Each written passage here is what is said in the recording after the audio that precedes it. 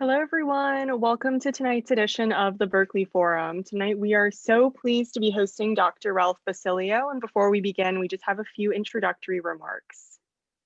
So if you're willing and able, please fill out our attendance form so that we can gather metrics on this event and so you may opt into our mailing list. And second, if you have any questions for our speaker, please submit them to the tiny URL that's second here, and we will get to those at the end of the event. Finally, love to send a huge thank you to the STEM Chat speaker series for supporting the Berkeley Forum on this event with outreach support. And please feel free to learn more about them at stemchats.org and check them out on Instagram as well.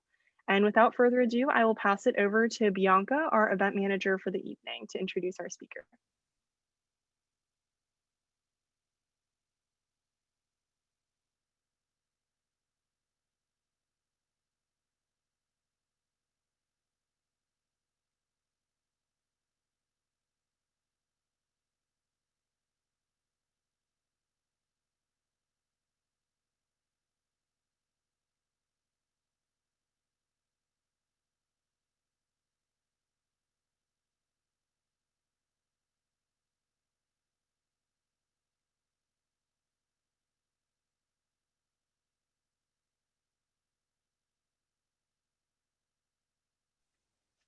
Awesome. So it looks like Bianca may have briefly dropped off of our call. So I will introduce our speaker, Dr. Ralph Basilio. Our speaker tonight is a program and project manager at the California Institute of Technology Jet Propulsion Laboratory, and has also served a joint appointment in the JPL Earth Science and Technology and Astronomy and Physics Directorates. He's also been awarded 3 NASA medals, the NASA Space Act Award, and more than 20 NASA Group Achievement Awards. And so without further ado, Dr. Basilio, it's all yours. Great, thank you very much, Cindy. Let me just start by saying it's an honor and a privilege to be with you tonight. I have some material that I wanted to go ahead and share with you all. So if you can just bear with me. So the topic for my talk here this evening is on NASA remote sensing, and the value associated with NASA remote sensing is not just limited to providing better information for us so that we can understand our world and how it behaves, but also provide some practical considerations or benefits for us. So maybe before we go ahead and get started with the material itself, let me just go ahead and define the terms of remote sensing. So back in 1960, so about 60 years ago, there was a woman by the name of Evelyn Pruitt, and she was a geographer at the U.S. Office of Naval Research.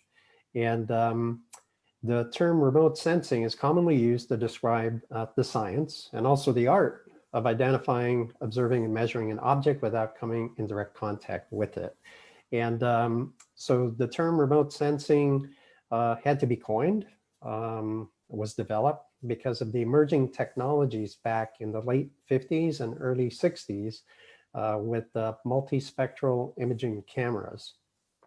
But you have to go back 100 years before to 1860 to have an opportunity to see what the first aerial photograph was in the United States. So this is an aerial image, and it was created by using 8 glass negatives of an area in Boston. And there's a gentleman by the name of James Wallace Black who actually took this image from a balloon over the city of Boston. So this was back in 1860. And this remains the oldest known surviving aerial photograph. There was a gentleman in France 2 years earlier that took an aerial photograph, but unfortunately no photos exist that we're aware of. So we can fast forward now to 1946. So this is an image, our first photograph, a black and white image from space. And a 35 millimeter camera was mounted on a captured German V2 rocket.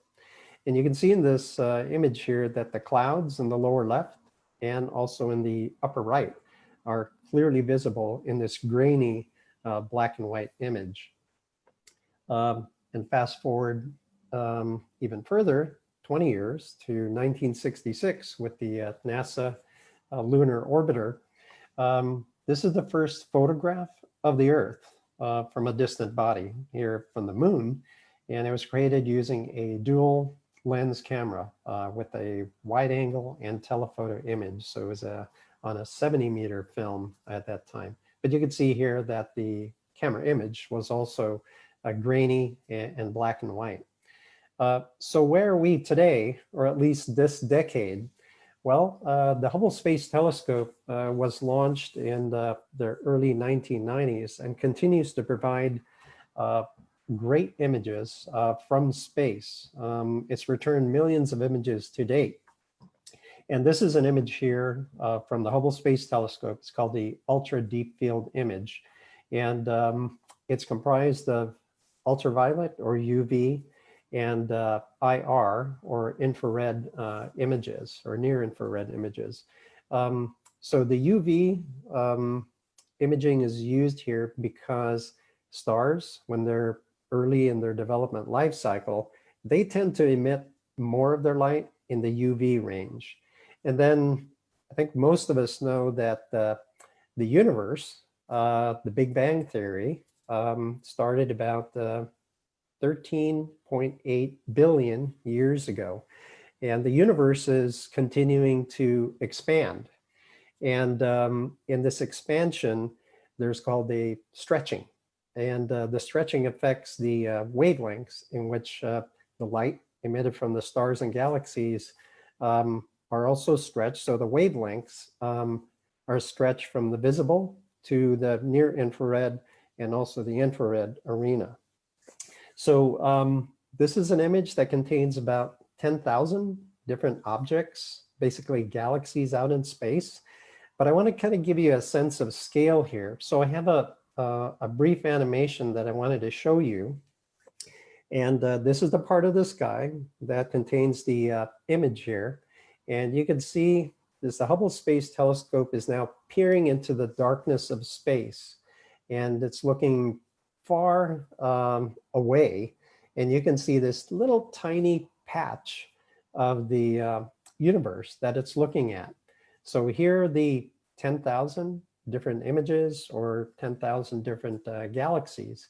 Now, if you consider this tiny patch of space, which is about 12 arc seconds square, to be a postage stamp, it would take approximately 13 million postage stamps to basically wallpaper the entire celestial sphere. So we're really looking at only a very tiny fraction of the universe here, but it's very rich as far as the objects and the amount of stars contained in these galaxies. So let's fast forward. So Hubble Space Telescope has been operating now for about 30 years, and it can actually peer back in time, if you will, because telescopes see light being emitted. So if you think about this for a little bit, let's take the sun, for example. Well, the sun's about 93,000 miles away, but the speed of light is 186,000 miles a second. Even with that distance, it takes light about 8 minutes to travel from the sun here to the Earth. So what we're seeing here on Earth is light that was emitted 8 minutes ago. Now, if you extrapolate that to seeing the light from the stars and the distant galaxies, Hubble Space Telescope can actually peer back into time, if you will. So being able to see the light emitted from stars and galaxies about 1 billion years after the Big Bang. There's a new telescope that's being developed and tested by NASA. And it's called the James Webb Space Telescope, and it's scheduled to launch about a year from now in late October of 2021. If you consider that the Hubble Space Telescope can peer back 1 billion years after the Big Bang, and we consider that age of the universe to be, let's say, in its toddler stage, well, the James Webb Space Telescope will be able to see the universe in its infancy, about 300 million years after the Big Bang. So it's going to be able to look further back in time. Well, how does it do that? It's got a larger telescope, and it actually has 4 different instruments, very sensitive instruments that will be able to look at the cold darkness of space and be able to look at these infrared and mid-infrared images that would be returned to us as images that we can see on the ground. So now, over the past several decades, NASA spaceflight missions have generally served a singular need, and that's of science and research. But over the past several years, or during this past decade, we've been seeing a bit of a paradigm shift. We're able to now use some of the same data to actually provide a bigger benefit to the community. So as Bob Dylan says, the times, they are changing. And so what do I mean by that? So instead of just science and research, we're looking at the data being produced by NASA remote sensing science instruments to also provide a benefit in the data applications community, and hopefully at some point in time also be able to provide information so that people can make better informed decisions about how they live their lives today and what they can do in order to be good stewards, if you will, of Mother Earth. So let's take a little bit closer look here. So where I work is at NASA's Jet Propulsion Laboratory.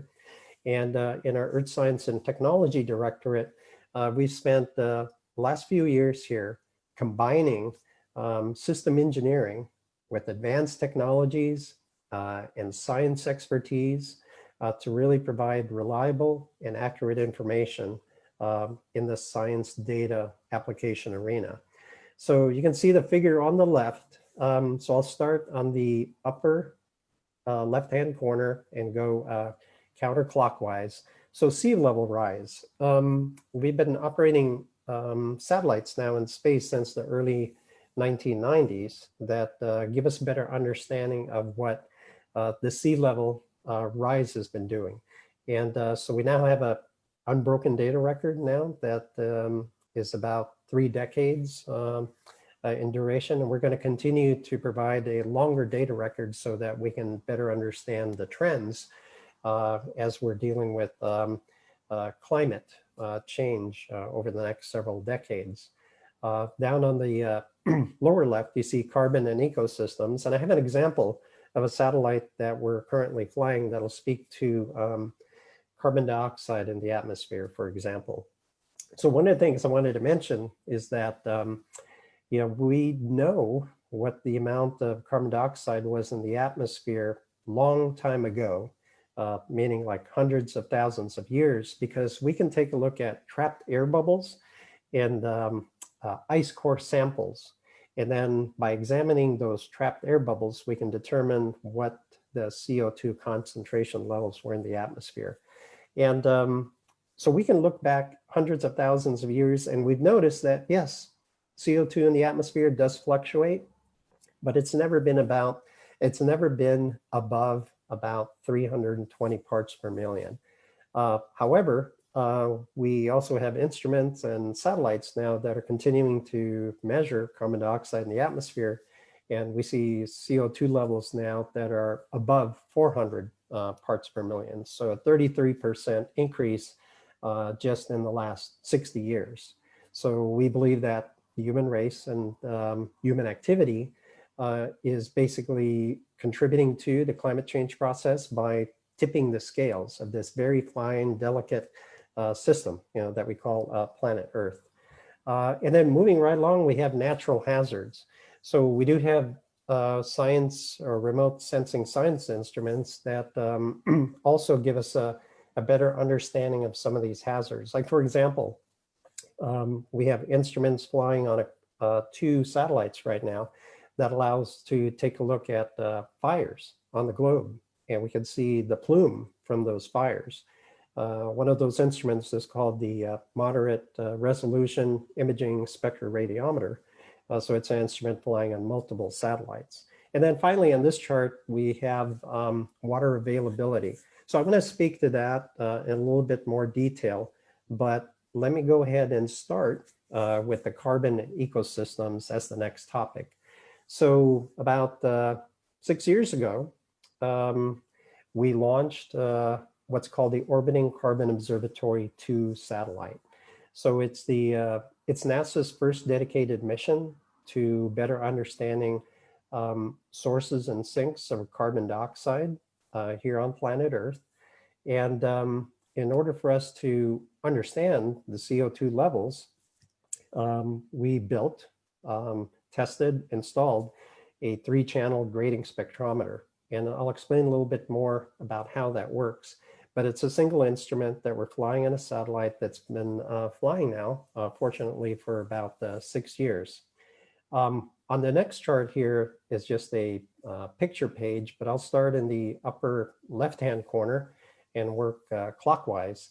So the image there, the first image is of the OCO2 observatory with the solar rays and the stowed configuration.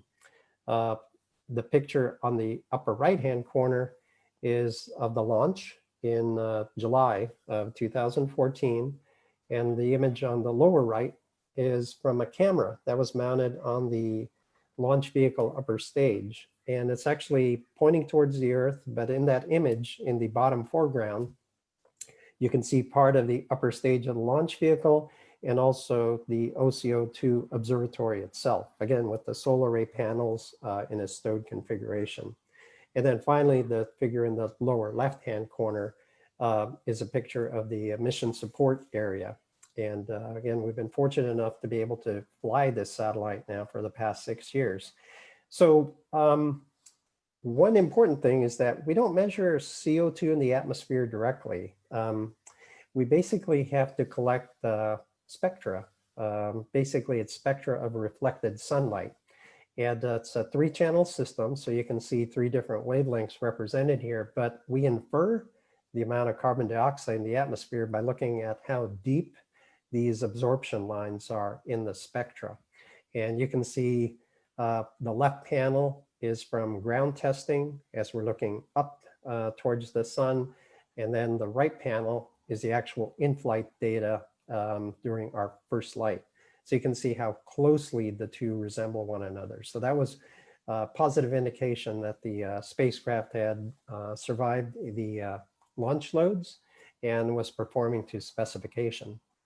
So we've actually been using the data now for several years. And here's kind of one of the probably more interesting results that we've seen. So back in the 2015, 2016 El Nino cycle, so some of you may have heard about this. It's a phenomenon that occurs every 3 to 5 years. And the El Nino Southern Oscillation basically results in a pooling of the warm water in the western part of the United States or the eastern Pacific. And for those of us that are living on the west coast of the United States, that basically means that the winters are wetter. So typically we get more rain. And but in other parts of the world, their climate or their weather is actually drier. So we took a look at this 2015-2016 winter season, and we noticed in South America, by looking at the CO2 concentration levels, that we could deduce that over the South America, Brazil, and the Amazon rainforest, that the conditions were primarily dry. Now, if you move over to Africa, you can see that the CO2 concentration levels there were also higher because Africa was basically very hot, not just warm, but very hot. And then if you move a little bit further to the right on this picture page, you'll see that over Southeast Asia, that we really had a perfect storm there. We had dry conditions, hot conditions, and we had fires. So all 3 of those really contributed to the higher amounts of CO2 in the atmosphere.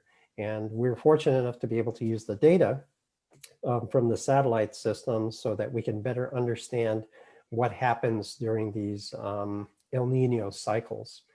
Now, the one neat thing is that we don't just measure carbon dioxide in the atmosphere or being able to retrieve estimates of carbon dioxide in the atmosphere, we have a bonus product on OCO2. So all of us know that plants grow, but how many of us know that plants glow? So we're fortunate enough that in one of the 3 channels that we have on the OCO2 instrument, we can actually see the plants glowing in a certain wavelength. And the glow is an indication of the photosynthesis efficiency. So for us, this gives us actually a better indication or more accurate measurement of the not just photosynthesis efficiency, but the health of the plants. So instead of just relying on color to determine whether or not a plant or a crop field is healthy, we have this other measurement that also provides better accuracy. And so this has been a bonus data product that people not just studying carbon dioxide in the atmosphere, but who are maybe studying other topics like food security topics, they are now also benefiting from the data from OCO2. So we're now able to not just provide data for science and research, but we're also able to now provide information and data for applications.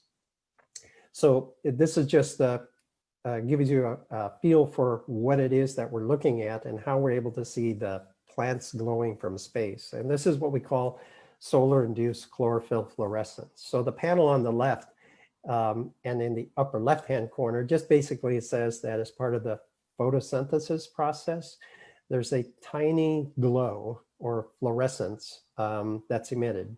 Now we can't see it with our eyes because the sun, is basically blinding us, during the daytime. So we can't see the plants glowing. So you can't turn off the sun. But we're fortunate enough that in the wavelength, one of the wavelengths we're measuring, we can actually see the glow or these photons from space.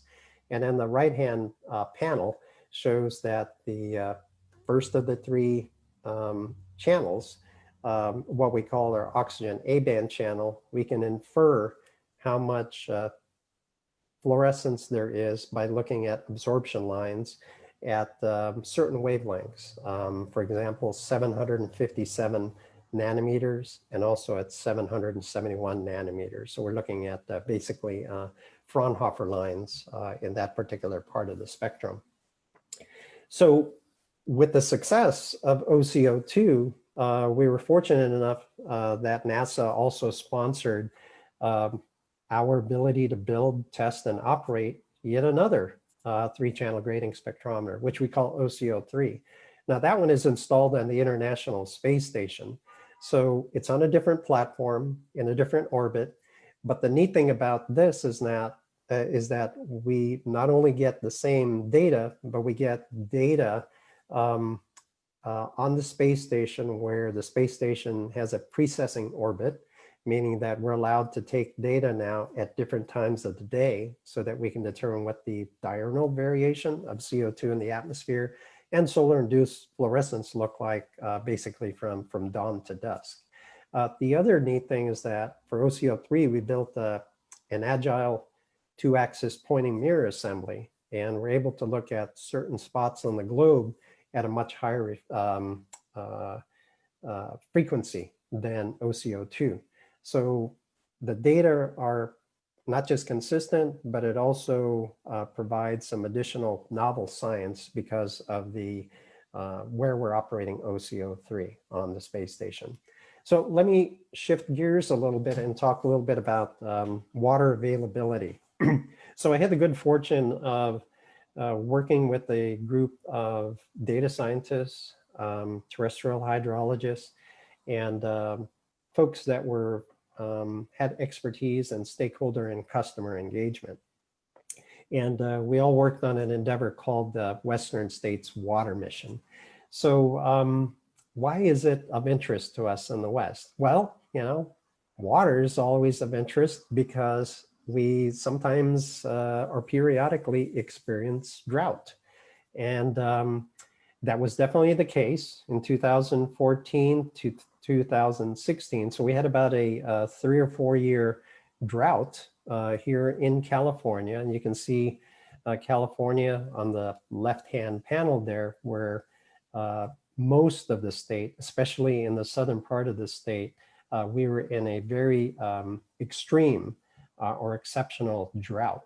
But we were fortunate in that the 2016-2017 water year, that fall, winter, and early spring, we had more than the average amount of rainfall.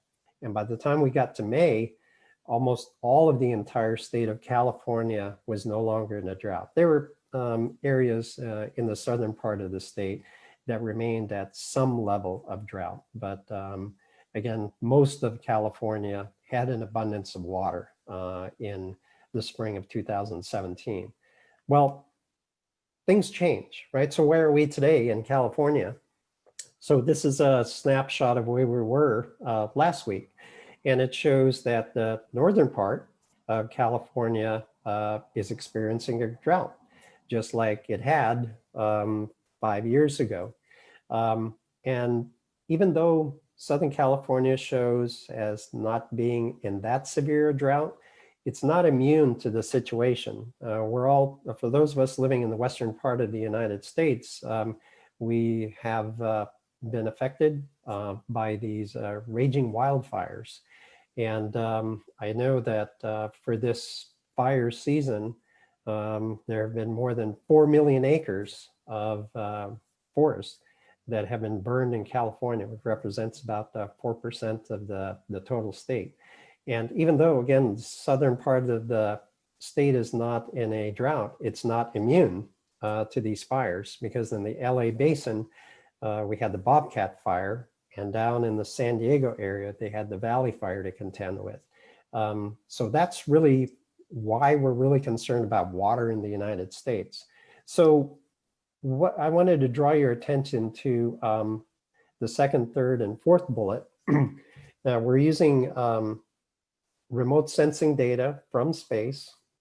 We're also using remote sensing data from airborne instruments, but we've married them with land surface models using a data assimilation technique, so that the data that are produced are high temporal and spatial resolution, but also as accurate as observations themselves. So this is a technique that we've been using at NASA that was derived through numerical weather prediction techniques. So let me give you an example here of a space-based system that's been providing data to us. So in 2002, there was a GRACE project, NASA project. So GRACE stands for Gravity Recovery and Climate Experiment. And this basically allows for the gravity throughout the globe to be mapped. And it does that by these two twin spacecraft that are basically following each other. So they're flying in tandem, and they're basically flying follow the leader type configuration. So they don't measure gravity directly. So what happens is that as the lead spacecraft move towards an area of slightly stronger gravity, which is basically a larger or greater mass concentration, the lead spacecraft is pulled away from that second spacecraft. And then as that second spacecraft moves over the same spot, it also gets pulled, and then it's moved back into its nominal position. So there's a microwave ranging system that measures the distance between the two, and that's how we determine what these gravity anomalies look like.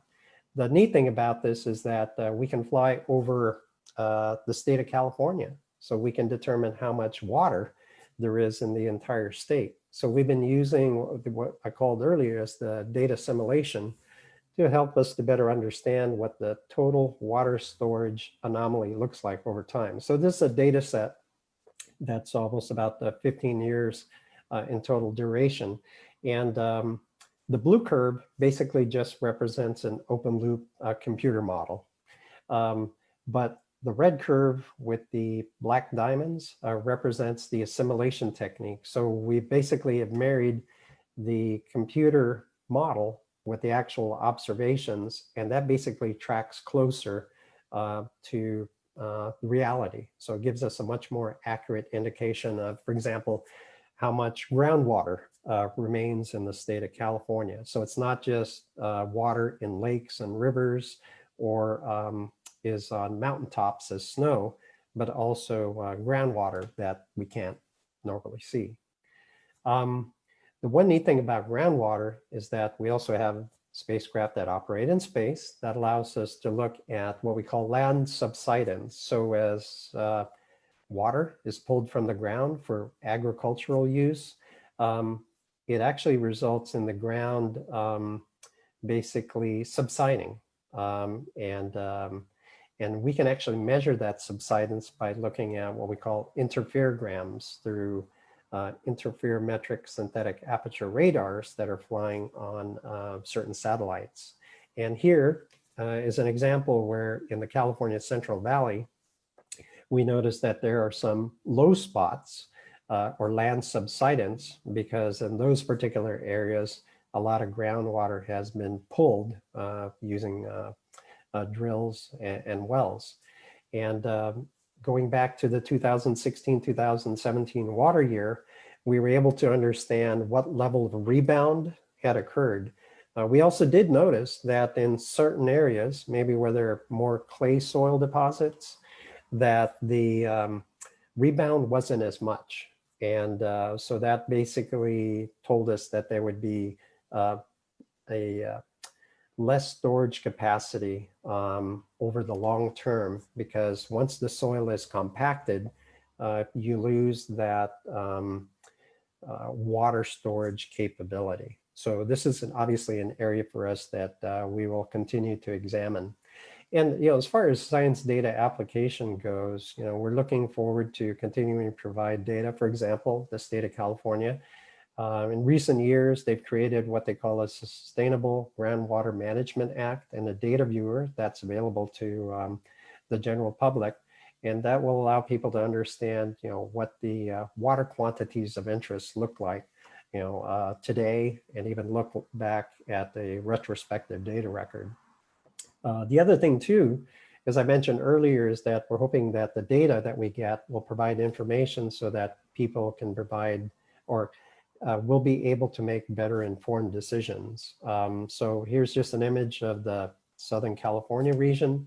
And we're hoping that the data being produced by these satellites and made available through certain venues will allow water conservation measures to be defined for local municipalities. For example, back when we did have that drought about 5 years ago, some agencies and some communities had to employ not just voluntary, but mandatory water conservation measures because of the drought situation. And so again, this is where the value of NASA remote sensing data not just provides value to science and research, but also data applications and informed decision making. I also wanted to say that I've been focusing a lot on the benefits of looking at Mother Earth. Well, data applications doesn't stop there. So NASA is proposing a mission that they call the Near Earth Object Surveillance Mission, and it will be an infrared telescope that will be looking out in deep space. And the primary purpose here is to look at potentially hazardous asteroids of a certain size. And so it's not just, again, science and research, but by looking at these potentially hazardous asteroids, we can now do a survey and make a determination as to how best to deal with these hazards. So the primary purpose is science data application, but because the data will be available, it'll also help people understand, well, what do we do for mitigation measures? Are there passive measures that we need to take? Are there active measures that we need to take? And then finally, because the data will be on the ground, it will allow scientists and researchers, for example, to better understand the mechanisms that were involved in creating the solar system. Was it, for example, created through some accretion process? So we're able to basically tick all of these boxes, but you'll see that more and more as NASA continues to move forward, they would like to be able to maximize the benefit to the larger community. So we had a meeting a little bit more than 3 years ago, and a lot of us had highlighted the importance of being able to maximize the rate of return, because at NASA, the only way we're able to do these really fun, neat missions is really through the funding, taxpayer dollar.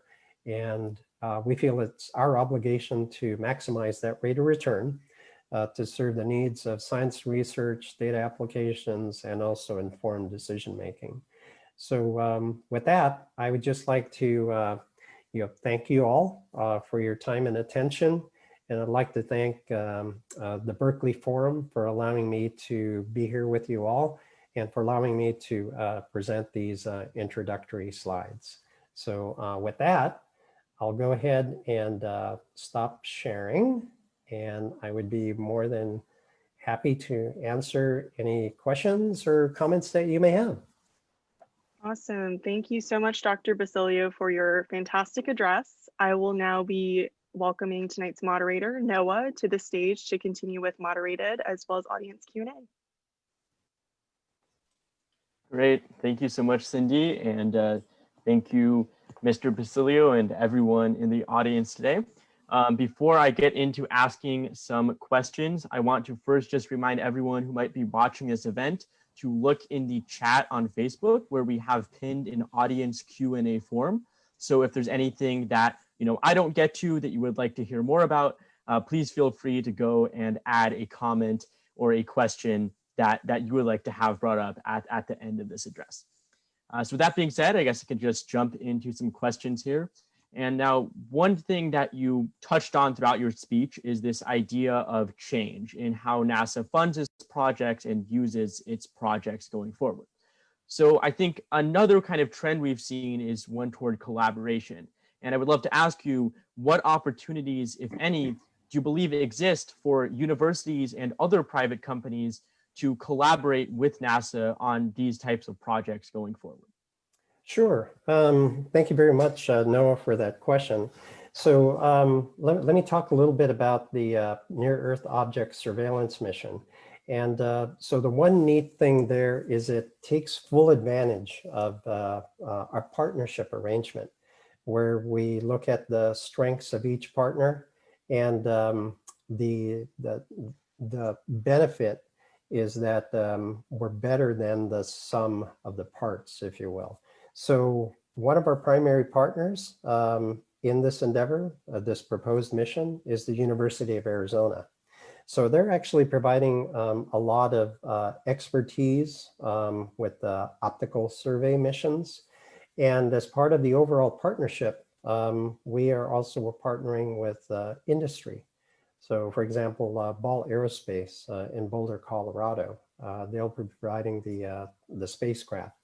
A lot of the elements from the instrument system itself will be the responsibility of an organization called the Space Dynamics Laboratory. And they are part of the Utah State University Consortium. So we're realizing more and more today that with these really challenging types of missions, that it really requires a concerted effort, partnerships, and where people can bring their strengths to the table and provide a bigger benefit to the community. Now, it doesn't just stop there. So for example, we're also considering in the Earth Science and Technology Directorate partnerships with international agencies. And one of the agencies that we've worked with, for example, on these sea level rise missions is CNES, the French space agency. So those partners, or the French Space Agency, provided not only the spacecraft bus, but they also provided the primary altimeter. And at NASA, we provided 3 instruments. The primary instrument for us was a radiometer, and that radiometer allowed for what we call wet troposphere corrections for that altimeter. So you'll see more and more of that, I think, as time progresses, that we cannot accept these challenges in the future without making partnerships, not just here in the United States, but internationally, a big part of how we develop projects and fly projects in the future. Yeah, and then you talked a lot throughout your speech about the goal of keeping, larger impact in mind when funding these projects and doing the research. But in terms of the collaboration aspect, I think a lot of what comes out of that is that the agencies who are using this research aren't necessarily, NASA, whoever is doing the research itself. Yeah. So what challenges, if any, arise in, taking into account the needs or the use cases that outside agents might have while you are conducting this research? Actually, you bring up an excellent point, Noah. And, in this Western States water mission experience that we had, I would say that one of the challenges that we saw with that particular endeavor and see is that organizations, I would say, are used to and comfortable sometimes with the tools that they have and their methods and approaches. And we at NASA have to be mindful about customers and stakeholders and not maybe having a heavy hand and saying, oh, by the way, you've been doing it wrong all these years, or I have a better way. It's kind of the, push versus pull, argument. It would be better, I would say, that if there was an actual need out there where there's an organization wanting, screaming for information, where NASA can say, oh, we can provide that need for you. And so we kind of learned that as a lesson and are also trying to be mindful about how we approach customers and stakeholders in the future. So one of the experiences I had on the OCO2 project, the Orbiting Carbon Observatory 2 project, you mentioned other agencies. So we were fortunate enough at NASA to also work with representatives from the US Department of Agriculture. So in creating this bonus product of solar-induced chlorophyll fluorescence, we knew there was an interest in the Department of Agriculture on getting higher spatial and temporal resolution data and higher accuracy data.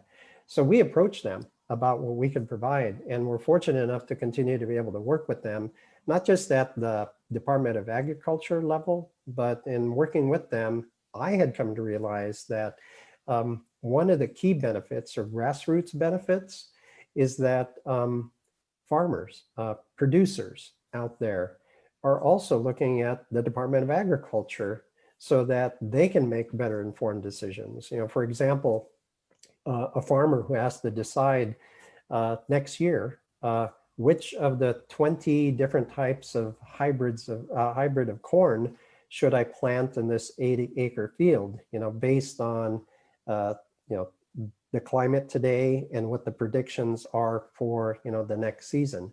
So we can see now that even though the data originates from a NASA satellite, it moves to a different agency, and the data that's being used from that agency just doesn't stop there. That information is now being carried to the constituency, the taxpayer. And so that's what we want, is to be able to close the loop so that people feel that their investment dollars are being used wisely, and they're not just seeing the feature, but they're actually seeing the benefit at their level. And you talk about that idea of bringing constituents and taxpayers into the picture. One poll conducted by Pew Research found that actually a minority of Americans say they believe that researchers give fair and accurate information with regards to climate science. So I'd be interested to know how, if at all, does this potential for distrust in climate science and research impact the way that you convey your research to the general public? Yeah, so that's another excellent point. So I kind of look at this in two ways, or maybe two different lenses. First and foremost, NASA is really about obtaining the data, getting the facts, and but the story shouldn't just stop there. It's not. It's necessary, but it's not sufficient for us just to say, oh, by the way, this data set is available on this server. And if you'd like to, avail yourself to it, please do so. I think what NASA and other agencies have to continue to do these days is to make sure that they can help bridge the gap so that people can get a better sense of not just the value of the data, the facts, but people that speak their language and they don't feel like, it's a scientist or engineer that, is going to want to speak over the head, if you will. They have to be able, our scientists and engineers today have to better appreciate, and they also have to be able to effectively communicate with the constituency, because really that's the only way to gain trust is, the first step is really understanding what they're concerned about, what their needs are, and providing the information, the data that will help them. Now, it won't happen overnight. So it's going to take time, and it'll only be over a period of time where that trust can be nurtured. And I can see, though, that in the not too distant future, that people aren't just going to look to NASA as, astronauts, astronauts going to the moon or to the space station or maybe going to Mars. But they're also going to be looking at NASA as a fundamental source of information and data that allows them to lead a better life. It's almost like with NOAA, and that's the National Oceanic and Atmospheric Association. They fly weather satellites, for example. And the information from their satellites helps weather forecasters provide more accurate information. And, that benefits us, like we turn on the television set at 7 a.m. We see, okay, is it going to rain today? Do I need to bring a sweater? Do I need to bring, an umbrella, or I'm okay, So in essence, NOAA and NASA have to work together so that the individuals at the constituency level can also see this direct connection that, it's not just, weather. It's, I can now have I have better confidence now that the crops I plant next year are going to be able to survive that particular set of weather conditions, for that season. It could be wetter, could be warmer and drier. But I think over a period of time, people will see the benefit. It's not going to happen overnight, but we at NASA really have to reach out and make a concerted effort. Again, it's not just sufficient that we make the data available, but we have to make sure that the data is delivered in a format that people can actually use and that they can see intrinsic value and a benefit to them and how they live their lives today and tomorrow. Yeah. And on that topic of the benefit of your work, it sounds like from your talk, the near Earth object surveillance mission is something that definitely has a lot of potential benefits to the research that could be done. In terms of actually completing that project, I would ask you what challenges, if any, could potentially arise in either securing funding for the project or actually going forward with the execution of it into the future.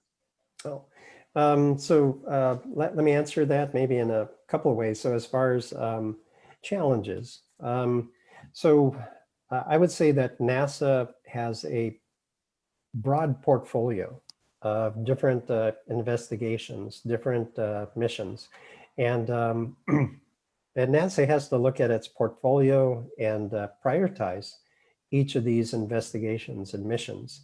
The good thing that we see for those of us working on this proposed mission, the Near Earth Object Surveillance mission, we see now that planetary defense, if you will, is becoming more and more of a priority. And we're hopeful that it'll be a high enough priority such that there will be sufficient funding to allow this mission to move forward and hopefully be launched in the middle of the decade here. So 2025, 2026. As far as what would be the challenges during this 5-year development life cycle, as I mentioned before, the good news is that we have organizations that have done something like this before. And actually, some of the people that we have on the project have worked on similar instruments and similar spacecraft like the one we envision, for this particular mission. So we're taking full advantage of not just the technical expertise and the know-how of the organization, but also of the people, the members of the team that we have. Now, will it be a perfect implementation? No. But my thing is that we will experience challenges. I don't think anybody really knows exactly what they will be and how many we will experience in that 5-year development life cycle. But the one thing that has been clear to me in my 30-year career so far at NASA is that the number one asset that we have are the people working together towards a common goal. And I'm fortunate enough to be able to work with my colleagues and members of the team that are not just focused and dedicated to the mission, but they're also dedicated to each other and making sure that we take full advantage of our strengths and we also pick up the slack, if you will, for where there is any slack. So I feel confident that we'll be able to meet whatever challenge or challenges that face us as part of the development life cycle. Right. Thank you so much. And if you don't mind, I think we have time for a few questions from the audience that I can just read out to you. So the first one just comes from an anonymous member of our audience, and they ask, as someone of Filipino heritage, it's rare to see someone else of a Filipino background as a leading face in the space industry. Can you say a few words on how you got to where you are today? And they would also like to hear what they could do while they're still young to try to break into the space industry. Oh yeah, sure. So I guess I could say that I was quite passionate about space and aeronautics, even when I was a young child, growing up in the Philippines. And my family and I immigrated to the United States when I was still young. But coming to the United States gave me a wealth of opportunities, not just for learning, going to the university, but also being able to utilize my skills, in the aerospace arena. The one neat thing about working in the aerospace field and working for NASA, they truly value, I think, and I think sincerely, diversity. And it's making sure that everyone's voice is heard and everyone has an equal opportunity to contribute and experience successful missions. I can tell you that my fondest memories, today continue to be those instances where, I was part of a team that overcame a problem, or I was part of a team that was able to tackle something that no one ever thought would be possible. So I would encourage anyone that maybe wishes to, kind of follow a similar path as me to basically just, follow your heart and, study hard, like they say. But I think the one thing is that you have to be willing to put in the time and the effort. And it's a commitment, not just to others, but really to yourself, and making sure that you can basically be, all that you can be. And I'm grateful, and I think quite fortunate to, live in the United States and call the United States, my adopted home.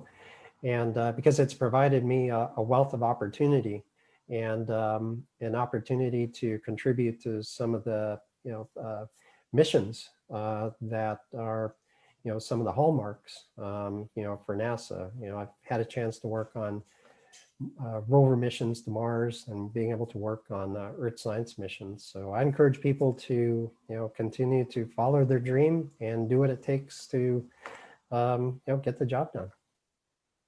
Yeah. All right. Well, thank you so much. It's been really great to talk to you. I know I said maybe a couple of audience questions, but I think we are running a little bit over time here.